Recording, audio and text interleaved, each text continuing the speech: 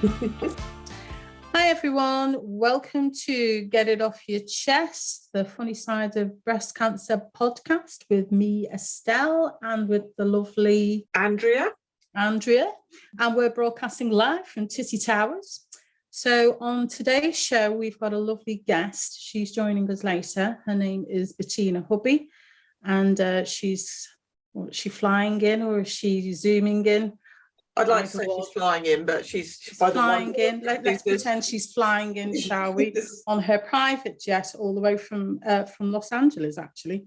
Yeah. So let's hope she brings the weather with her, because it's been a bit cold this week, hasn't it, Andrew? Freezing. I'm sitting here wrapped up with my hot water bottle. Although when you have hot with tamoxifen, when you get your hot sweats. I know, I've been praying for a hot flush all day, and when it did come, it just got me like a normal temperature. I wanted like the full-on sweat. I've been desperate for a hot flush all day myself. Yeah, that's it. The only good thing about taking cancer medication is the hot flushes that you get in the depths of winter. The main problem I'm having is washing, but then I'm turning into my mother. I had a whole You're not washing, or you are washing? I'm doing the washing, but I'm not being able to dry the washing. This is the issue. Oh, yeah. I don't want to sound like the middle-aged housewife that I clearly am. So let's move swiftly on. It's the same in ours, and we've got a tumble dryer, but we've got a fabulous tumble dryer and I don't want to say a mean husband, but a careful husband who. Yeah, you've got to be desperate, absolutely desperate times to put the tumble dryer on. Well, last time I put Paddy's jumper in the tumble dryer, it fitted one of the girls' teddies. So I'm a little bit scared of my tumble dryer, to be honest. We've all done that. I'm just hoping my hot sweats come. I'll just hang all the wet washing around me. Walk around the house like all steam coming off you like fresh tears. That's very nice to do. Wondering why your hair is dead frizzy. But once I was having a hot sweat, and I put on a vest and a pair of, it's quite embarrassing, a pair of like shorts, or boxer shorts actually, and I found a drill, and I was walking around the house going, "Look, I'm Laura Croft," and everyone was going, "No, you're Lardy Croft," and that became my nickname for a whole week. So today we have a very special guest who I actually have known for a while now. When I was writing my book, Lollipop, which no doubt you'll all be bored to death with when that eventually comes out, I actually contacted Bettina, and she very kindly gave me an interview, and we kind of nattered for about an hour. How did Bettina get on your radar? Because she'd actually done a book called Thanks for the Mammaries, which was about an exhibition she put on when she'd been diagnosed. And there was it's an exhibition of like 100 boobs, absolutely outrageous sculptures and pictures and just about everything you could possibly think of. It's absolutely brilliant. I saw it, and then I just thought, you know what, I'm going to contact her. Didn't think she'd, reply, and she did. She was very generous, contacted me, and she was in LA being the cool artist, and I was at my mum's house in the study, but she was great fun, and can't wait to hear all of exhibition and book and what have you. Well, I think I can hear the plane just landing on the runway now. So here's Bettina. She's just arrived into the studio. You've just flew in from LA, haven't you? Right. Yeah, we just said we could hear your plane landing on the runway. On the red eye. Yeah. Exactly. Bettina, thank you so much for coming on. I know you're a busy person. I think the first thing is, if you could just very succinctly tell our listeners a little bit about what happened to you, just, when you were diagnosed, and then we'll dive right into the kind of hilarious things that you did once you'd been diagnosed, which is, fairly stunning. Yeah, the shenanigans. I was diagnosed with stage 1 invasive breast cancer in 2014. It was quite far into the area, and so I opted to get a double mastectomy. It was offered that I receive tamoxifen for treatment, and I opted out of that. So I went a very, somewhat risky route. I just decided that the risks and for me were worth not getting the medicinal treatment, but I went for the physical treatment. And it was a big wake-up call for me. And I look at it that way. I look at it as a gift in a lot of ways now, looking back on it, though I certainly wouldn't sort of try to cheer someone up who has just gotten diagnosed and go, it's actually a gift. Yeah. Right, yeah. But tell us about how it all started with you, because you put something on Facebook, didn't you? You kind of did a post, and then you had an avalanche, I think is the word, of responses and hilarious things. I mean, people went, I think your phrase last time you spoke was you went totally freak flag, which now is part of my vocabulary. Thank you, Bettina. What's that? Freak flag? What's freak Yeah. flag? I need to know this. I flew my freak flag, and I just went a little bit bonkers with my approach. Anyway, the night before my surgery, I went on a walk, and I never felt so free, actually, because I had said all what I needed to say to people, and I kind of re-engaged with relationships and cleaned everything up. And Can I just ask, did with you doing that, did people react a bit strange because you were saying this, like purging this goodbye, maybe, or because it is like a goodbye? I certainly didn't phrase it that way, but I expressed my love to people, But the one thing I realized before the next day was I had already started to get a little bit of a torrent of sadness coming my way. Yeah. I was like, I just can't handle this. No, if that's like a peek at things to come, because I hadn't really communicated it to my community at large, I was like, no, I've got to shift the narrative. So the night before my surgery on Facebook, I asked, it was quite a lengthy post, but in essence, it said, give me boobs, not pity. I want boob images. I want jokes. I want limericks. I want songs. I want pictures that, just make me laugh. When I wake up, I want to laugh. Yeah. And let's say you did really get a fantastic response, because when you did your exhibition, didn't you put it all on a big piece of silk, and it was something like 30 foot long? It was 30 feet long, all the posts that I received on Facebook in order. Yeah. And it stretched across 30 feet in the exhibition. Where did you put this exhibition on? It was in Los Angeles at an organization called For Your Art. It was on Wilshire Boulevard. Yeah. And, I curated a show of 130 artists that did boob related artwork, and we raised money for cancer research. And I've got the book here. You've got the book. My mother, Bettina, absolutely. This is amazing. This is so cool. And I said, well, look at the party she had, Mum.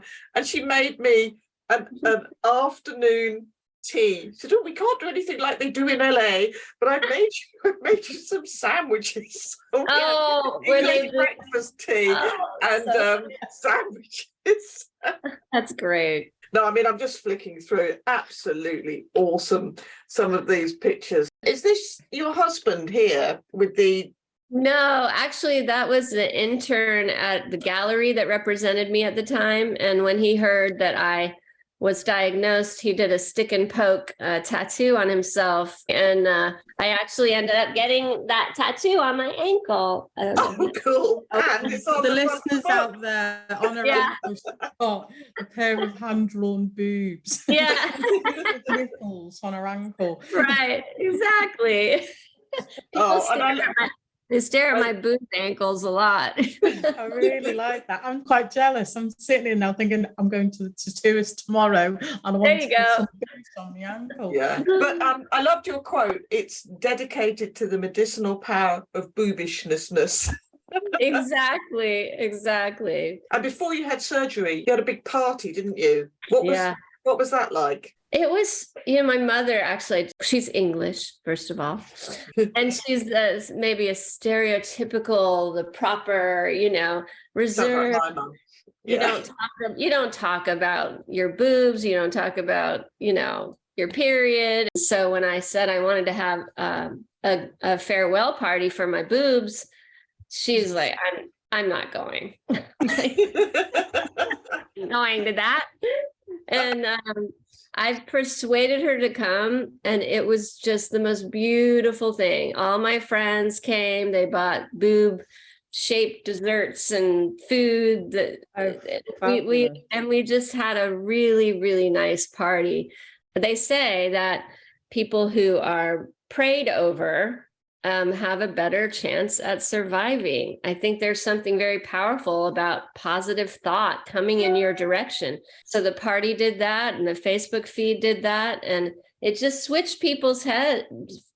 It switched people's minds into a direction of, oh, she can have a good time with this. She can laugh about this. I think I can relate to that. I remember a member of my family visiting me not long after I'd had my surgery, and literally sat on my couch and started crying. And I was like, please just go away. This is hard enough without having to tell you. I think I cried once over my cancer and got it all out my system, and then that was it. And then she's harder than me. She's from Liverpool. I bawled non-stop from the point I got in there. Ooh, everywhere I went, I was such a baby compared to Estelle. What were your standout moments, Bettina? What were your funniest bits, whether it was regard to art or your party? What are those memories that stick with you the most, resonate? Let's see. One woman went a little bit overboard with the dessert. She made two mounds cakes. Oh, yeah.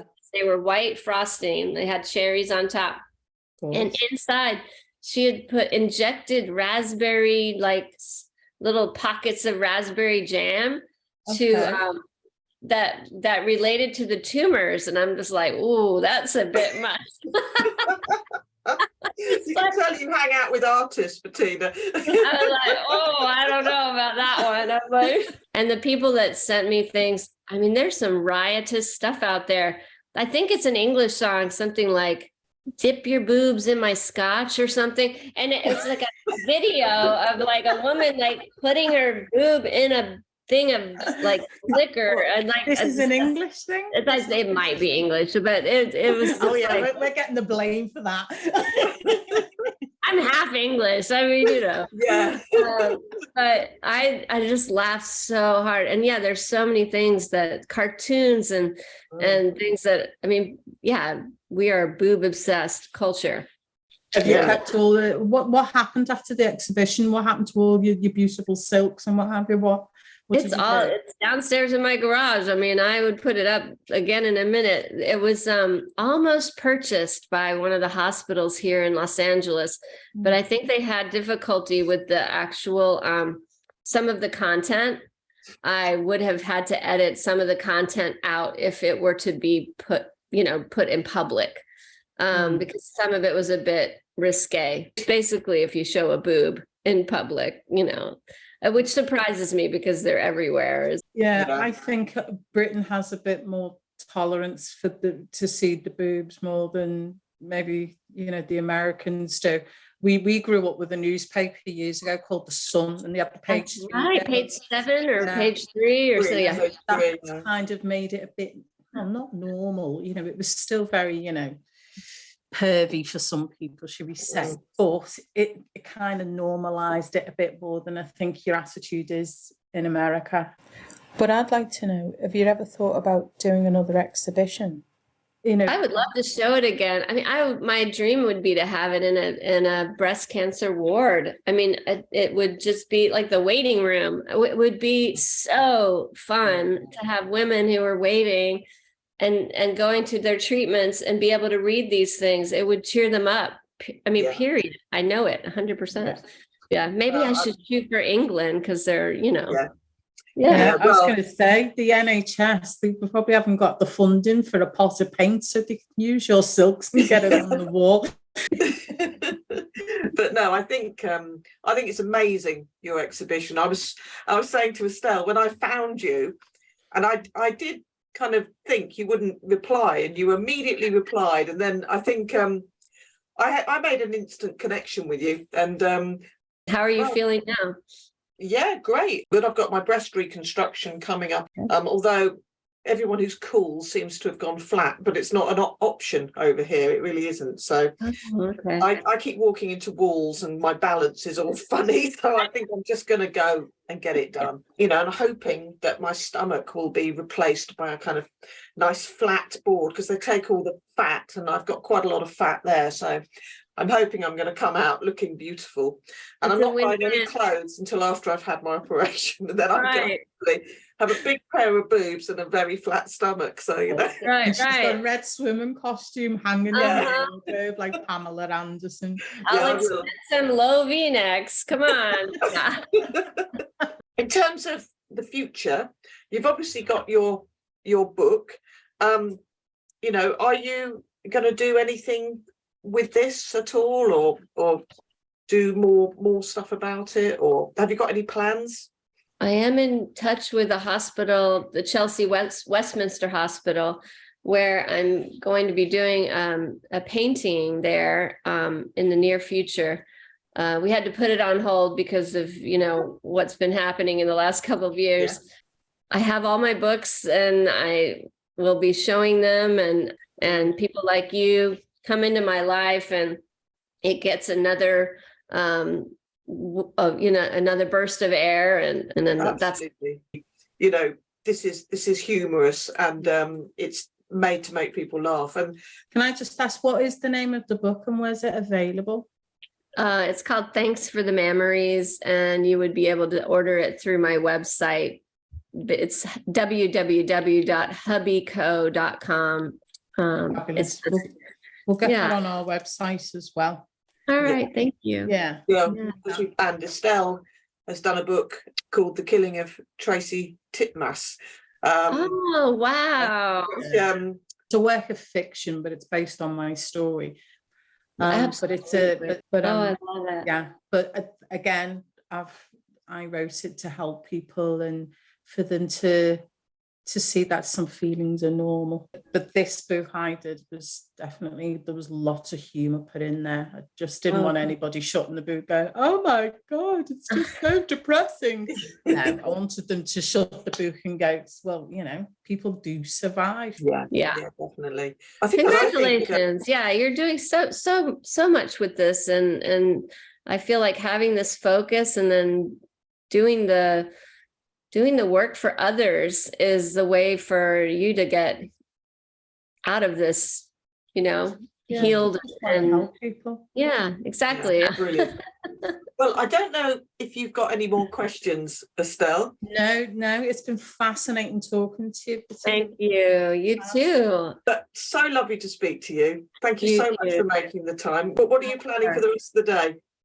Reorganizing my studio. I've just moved studios into my garage from an outside space, and it's so nice. And my mom was just here for a week helping me, and now I'm just invigorated. I've got a show coming up in the spring at a prestigious place called the Brand Library, and it's a group show about how we artists talk to ourselves.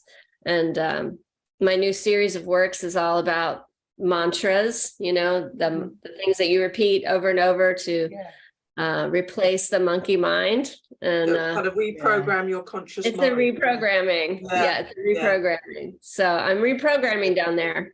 You reprogram mine as well to make you feel yeah. I'll get to that. I'm sure we'll have you on again.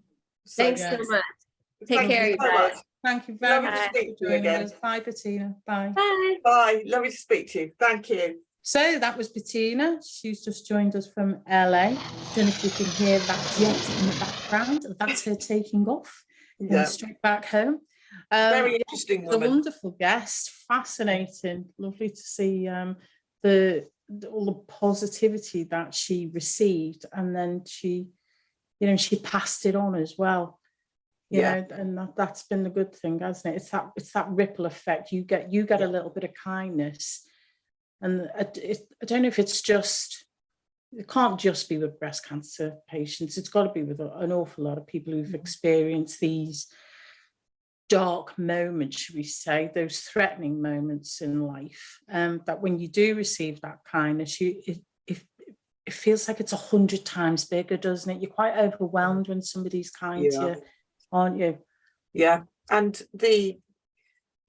she actually said, I made a conscious decision to, come away from the negativity and just embrace everything that made me laugh. And she really went full on, didn't she? Full on freak flag, she would say. I love that, freak flag. I feel my freak flag. Yeah, I want one now. I want one behind me. I might make her a freak flag and send it to her.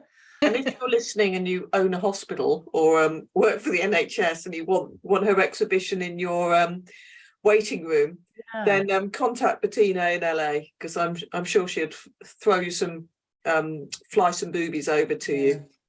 Do you know what, that those silks sound like they'd be great, in like in a chemo ward, when you sat there and you're trying to kill time, you feel dreadful anyway, just to read all of that. Like the Bayer tapestry.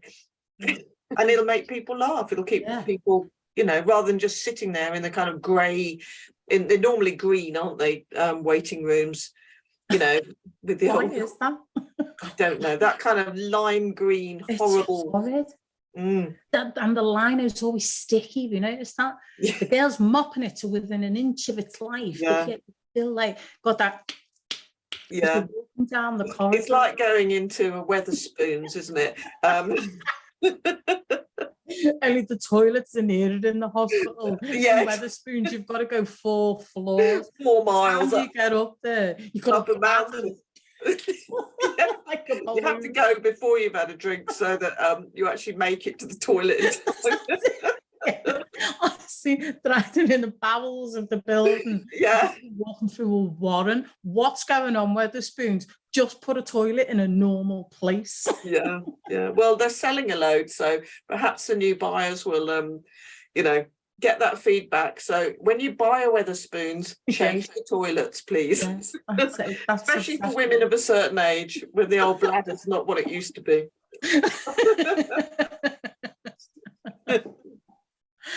Right, well, we're going to have to wrap it up because it's that time of day again when we just need to basically go back to sleep.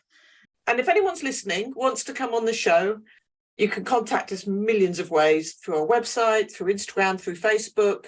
Come on as a guest, come on as an anonymous guest, or just write in. We just want to hear those stories. See you all soon. Bye. See you all soon. Bye.